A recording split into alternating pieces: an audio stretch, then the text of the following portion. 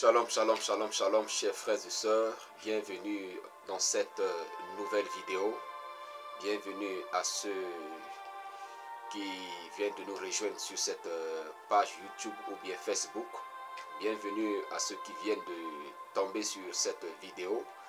N'hésitez pas à vous abonner à la page pour ne pas manquer nos vidéos, nos enseignements, pour être édifiés, être éclairés. Nous sommes au temps de la fin et il y a beaucoup d'hérésies qui conduisent les gens dans l'apostasie. Voilà pourquoi il faut vraiment connaître la vérité sur certains sujets très importants de notre foi en tant que des chrétiens pour éviter d'être dans la confusion ni de tomber dans ce qu'on appelle l'apostasie. Alors, chers frères et sœurs, merci de suivre la vidéo du début jusqu'à la fin et n'hésitez pas à partager la vidéo pour édifier d'autres frères et d'autres sœurs dans la foi. Notre objectif, ce n'est pas une culte de personnalité, ce n'est pas de nous faire connaître au monde, etc. Mais notre objectif, c'est d'éclairer les enfants de Dieu. De la manière que le diable travaille, œuvre ces derniers temps pour détourner les gens du droit chemin, pour s'aimer la confusion dans l'église, dans la tête des enfants de Dieu. Le Saint-Esprit nous aide à éclairer les enfants de Dieu. Vous pouvez toutefois vous joindre à nous de loin ou de près. Nous pouvons toutefois former une équipe pour continuer à œuvrer ensemble. Alors que Dieu vous bénisse, que sa grâce soit sur vous. Ceux qui ne me connaissent pas encore, je suis votre frère le serviteur de Dieu, Roche Euseb Cézanne. Alors, aujourd'hui, comme promis dans la dernière vidéo, nous allons parler des obstacles à la prière. Ah oui, ce n'est pas parce qu'il faut prier que forcément quand tu vas prier, ta prière va être exaucée. Dans la prochaine vidéo, je parlerai de l'exaucement de la prière. Mais maintenant, je vais parler des obstacles. Les obstacles à la prière, c'est ce qui fait blocage à notre prière. C'est ce qui fait que nous prions, mais Dieu ne nous exauce pas. Alléluia. Quand nous lisons la parole de Dieu dans Ésaïe, je pense que j'ai fait mention de cela dans la précédente vidéo. Excusez-moi, Ésaïe. Ésaïe 59, le verset 1 dit: non, la main de l'Éternel n'est pas trop courte pour sauver, ni son oreille trop dure pour entendre, mais ce sont vos crimes qui mettent une séparation entre vous et votre Dieu. Ce sont vos péchés qui vous cachent sa face et l'empêchent de vous écouter. Que le Seigneur bénisse sa parole. Vous voyez, ça veut dire quoi? Ça veut dire que on peut prier, mais Dieu ne nous exauce pas. On peut chercher la face de Dieu, mais n'en trouve pas. On peut chercher des directives, des révélations de Dieu, mais on ne reçoit rien. Pourquoi? Parce qu'il y a une séparation entre nous et Dieu. Et quand il y a une séparation, vous pouvez beau crier, vous pouvez beau déclarer, il n'y aura pas de quoi? D'exaucement, parce qu'il y a quelque chose qui fait obstacle. Et nous allons citer certaines choses selon la parole de Dieu et selon la grâce que Dieu m'accorde de la révélation, de la connaissance de sa parole. Je vais citer, alléluia, et je ne dis pas forcément que ça limite qu'à cela, puisque nous connaissons en partie. Amen. Alors, nous allons lister. Ce n'est pas forcément par ordre, mais nous allons faire une liste, nous allons citer certains éléments qui font souvent obstacle à l'exaucement de nos prières. Le premier élément, c'est ce qui est déjà mentionné dans Ésaïe 59. C'est le péché. Et dans Jean, le chapitre 9, le verset 31, laissez-moi lire ça. Jean chapitre 9, le verset 31, il est écrit, verset 31. Il dit, nous savons que Dieu n'exauce point les pécheurs. Mais si quelqu'un l'honore et fait sa volonté, c'est celui-là qu'il exauce. Alléluia. Donc déjà, le péché, c'est quelque chose qui fait obstacle à l'exaucement de notre prière. Alléluia. Le péché, c'est quelque chose qui fait obstacle à l'exaucement de nos prières. Quand tu vis dans le péché et tu pries, Dieu n'exauce pas ta prière. Parce que Dieu n'aime pas le péché. Il dit, il aime le pécheur, mais il n'aime pas le péché. Son désir est que le pécheur ne meure pas dans le péché, mais qu'il abandonne le péché, qu'il s'en détourne et qu'il revienne à Dieu. Donc, quand vous vivez dans le péché, mais malgré cela, vous allez à l'église. On vous dit de prier, vous priez. Malgré cela, vous jeûnez de gauche à droite. Vous allez sur des montagnes, dans les camps de prière, et etc. pour chercher la face de Dieu. La Bible dit, ce péché-là, c'est ce péché-là même qui vous cache la face de Dieu. Ce péché-là fait quoi? Mais un obstacle. Ce péché-là empêche Dieu de vous entendre. Alléluia. Donc, bien-aimé dans le Seigneur, une chose est de s'approcher de Dieu, est de chercher la face de Dieu à travers la prière. Mais une autre chose est de vivre dans la sainteté. Parce qu'on ne peut pas prier Dieu en étant dans l'impureté. Je ne dis pas que on est parfait, non. On peut commettre des erreurs, oui, mais vivre dans le péché, c'est-à-dire qu'on est conscient de ce que la parole de Dieu défend, mais on est dedans. Mais malgré cela, on va à l'église, on prie de gauche à droite. Alléluia. Nous ne devons pas pécher volontairement. S'il arrive de commettre des erreurs avant de se rendre compte et se repentir, c'est bon. Mais on ne doit pas pratiquer le péché. On ne doit pas vivre dans le péché. Vivre dans le péché, c'est par exemple mener une vie d'adultère. On sait que la parole de Dieu défend cela, mais on vit dans l'adultère et on continue à nourrir une relation d'adultère, malgré la parole de Dieu. C'est vivre dans le péché. Et cela vous sépare de Dieu. Cela constitue un obstacle à l'exaucement de votre prière. Alléluia. Donc le péché, c'est le premier élément qui fait obstacle à l'exaucement de prière. Deuxième élément. J'ai dit tout à l'heure que ce n'est pas par ordre, hein, voilà, donc c'est des choses. Voilà. Deuxième élément, c'est l'orgueil. L'orgueil.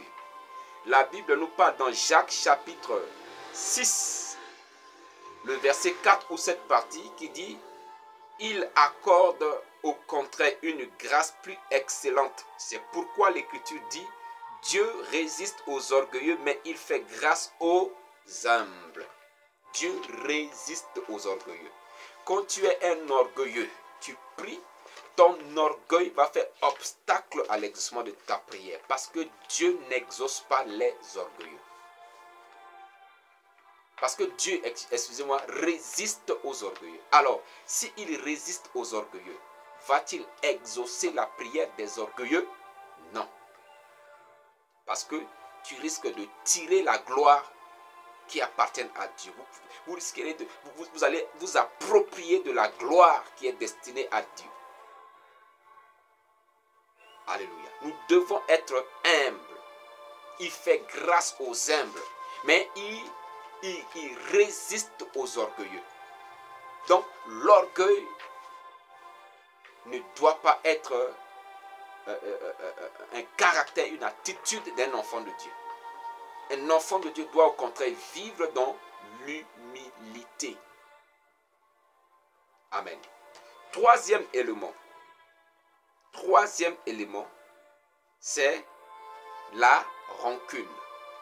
La rancune. Vous vous rappelez de cette parole du Seigneur dans Matthieu, le chapitre 5, le verset 23 au verset 24, où la parole de Dieu dit, si tu viens à l'autel pour faire ton offrande et tu te rends compte que, voilà, je vais lire le verset Matthieu 5, 23, 24, il dit, si donc tu présentes tes offrandes à l'autel et que là, tu te souviens que ton frère ou ta soeur a quelque chose contre toi, laisse-la ton offrande devant l'autel et va d'abord te réconcilier avec lui, puis viens présenter ton offrande. Bien-aimé dans le Seigneur, si nos offrandes, les offrandes, ce que nous offrons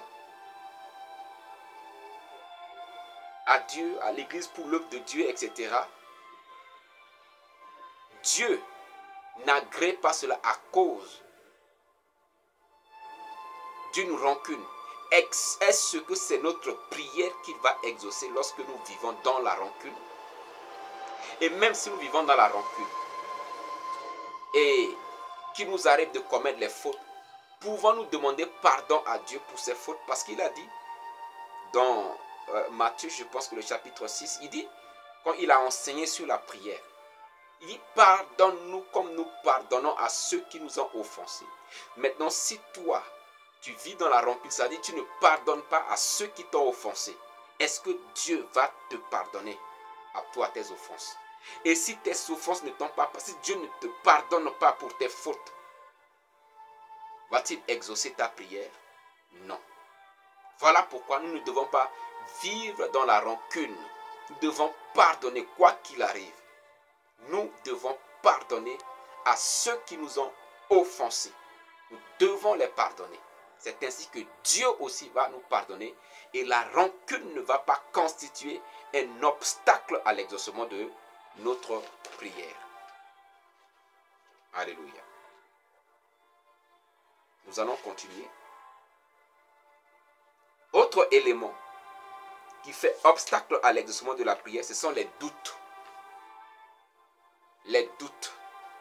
La Bible dit dans Jacques le chapitre 1, le verset 5, le verset 6 à 7, il dit, quand quelqu'un demande quelque chose, il dit que, mais qu'il la demande avec foi, sans douter, car celui qui doute est semblable au flot de la mer, agité par le vent et poussé de côté et d'autre. Qu'un tel homme ne s'imagine pas qu'il recevra quelque chose du Seigneur. L'homme irrésolu, l'homme qui vit dans les doutes, la Bible dit qu'il ne s'imagine même pas, il ne faut même pas qu'il rêve, qu'il peut recevoir quelque chose de Dieu. Waouh, le doute. Et quand tu vis dans le doute, il ne faut même pas penser. Parce que, en fait, douter, c'est comme si tu rejettes l'existence de Dieu. C'est comme si tu ne crois pas que Dieu existe. Voilà pourquoi, dans dans Hébreux, le chapitre 11, le verset 6, là dit quoi? Il faut que nous devons croire que Dieu existe, là c'est un, et deux, qu'il est le rémunérateur de ceux qui le cherchent. Si vous ne croyez pas qu'il existe, si vous venez dire que est-ce que vraiment affaire de Dieu là même, est-ce que, quand tu es dans le doute, ce doute va constituer un obstacle à l'exaucement de ta prière. Voilà pourquoi souvent nous prions, mais nous ne voyons pas la réponse. Pourquoi? Parce que nous sommes dans les doutes. C'est pourquoi je vous ai dit que la prière, ce n'est pas une formule magique. Ce n'est pas une récitation, un symbole. Non. C'est une communication réelle avec un Dieu, avec le Dieu, l'Éternel, avec le Seigneur Jésus-Christ qui existe et qui répond aussi à ses enfants, qui est aussi prêt à secourir ses enfants, à les défendre, à les restaurer, et etc. Mais si il n'y a pas cela, bien-aimé dans le Seigneur, s'il y a le doute, il y aura toujours des obstacles à vos prières. Autre chose qui constitue des obstacles à l'exaucement de nos prières, c'est les mauvaises relations familiales. Les mauvaises relations familiales. Quand je parle des mauvaises relations familiales, je parle, ou bien je peux dire mauvaises relations conjugales. Voilà. Voilà. Un homme qui n'aime pas son mari, alors que la Bible dit, Marie, aimez vos femmes, comme Christ a aimé l'Église. Une femme qui n'est pas soumise à son mari, alors que la Bible a demandé, la parole de Dieu nous recommande aux femmes de se soumettre à leur mari. Quand ce n'est pas ainsi, cela va créer un obstacle à nos prières. Alléluia. Quand vous lisez 1 Pierre, le chapitre 3, versets 1 à 8, c'est un peu lent, mais je suis dans l'obligation de lire, parce que sinon ça ne sera pas bien compris. Alléluia. 1 Pierre, chapitre 3.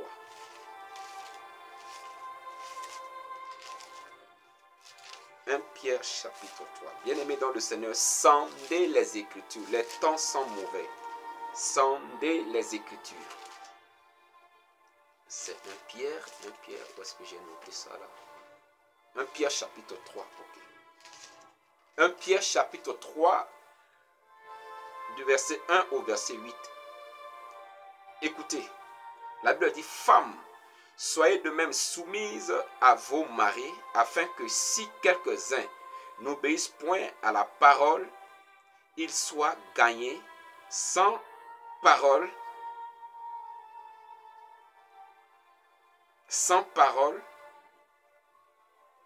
excusez-moi, je vais reprendre. Femmes, soyez de même soumises à vos maris, afin que si quelques-uns n'obéissent point à la parole, ils soient gagnés sans parole par la conduite de leur femme. C'est-à-dire que si vous avez un mari qui n'est pas encore converti, mais on n'a pas besoin de lui prêcher la parole, mais à travers votre bonne conduite, votre soumission, il va être gagné à Christ.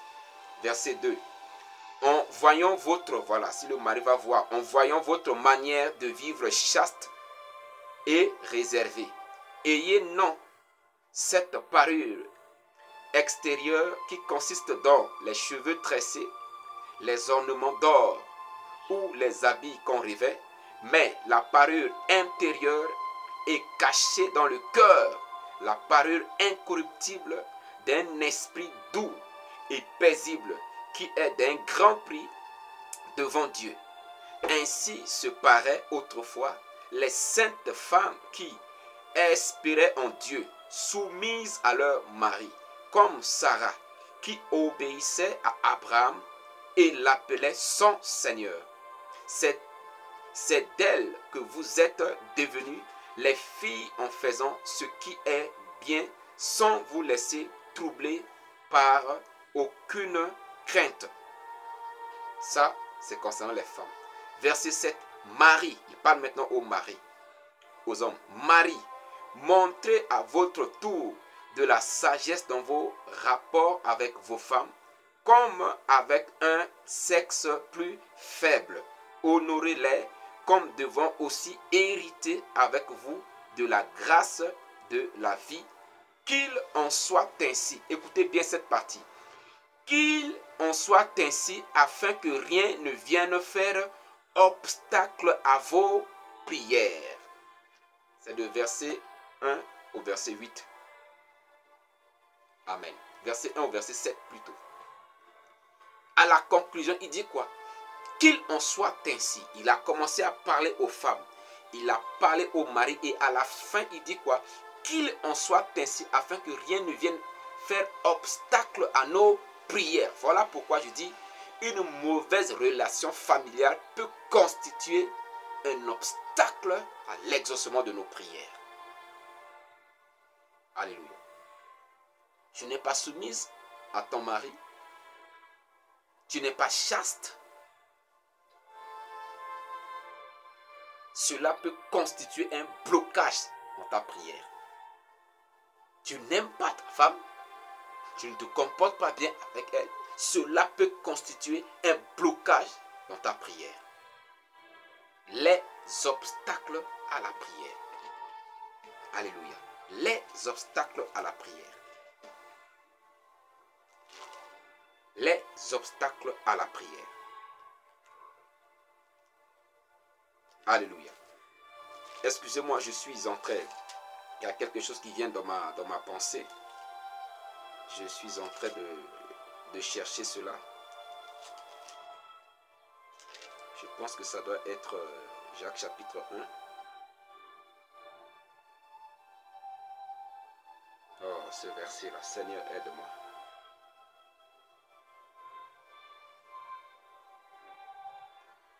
je cherche ce verset qui dit, vous demandez, mais vous ne recevez pas parce que vous demandez mal.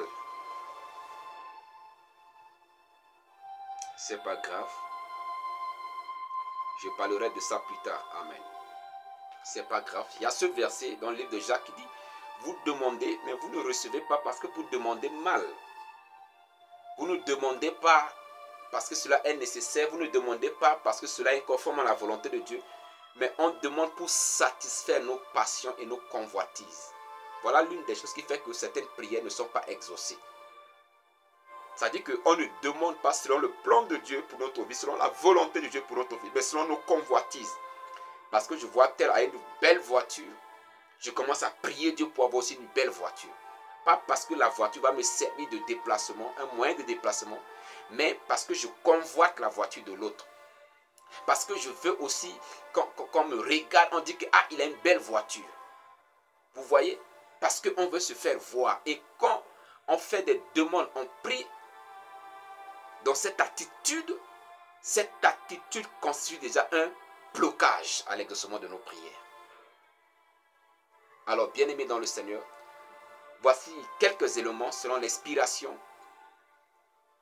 que j'ai de la part du Seigneur pour vous parler concernant les obstacles à la prière. Alléluia.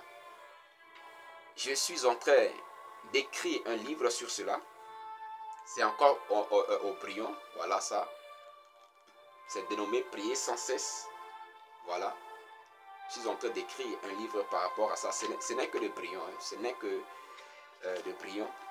Mais par la grâce de Dieu, si Dieu nous accorde les moyens de faire sortir ça, ça sera disponible. Je ne dirais pas sur le marché parce que notre pensée, ce n'est pas de commercialiser les choses de Dieu pour en faire des bénéfices et autres, non.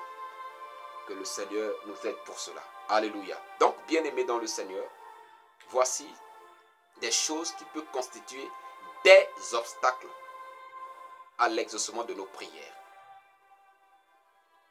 Si nous voulons que Dieu nous exauce, bannissons les doutes. Pardonnons et non de vivre dans la rancune. Ne vivons pas dans le péché. Ayons une bonne relation familiale. Et ne demandons pas seulement pour satisfaire nos convoitises, nos désirs charnels. Mais prions selon la volonté de Dieu.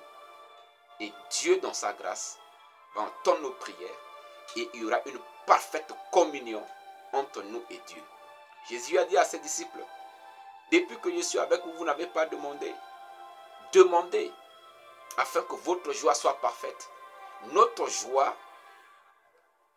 nous trouvons de la joie lorsque nous voyons l'exaucement de nos prières. Mais quand tu demandes, tu ne vois pas l'exaucement, tu ne vois pas la réponse à ta prière, tu ne vas pas être dans la joie.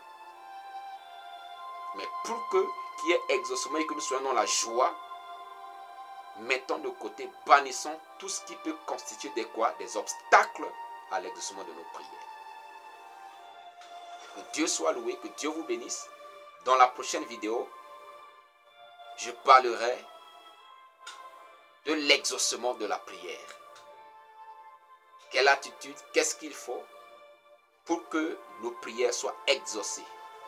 Que Dieu vous bénisse, que sa grâce vous soit multipliée. Partagez la vidéo. N'hésitez pas à nous soutenir dans vos prières en partageant la vidéo. Ça va éclairer, ça va édifier toujours les enfants de Dieu. N'hésitez pas à nous écrire. Vous pouvez nous écrire.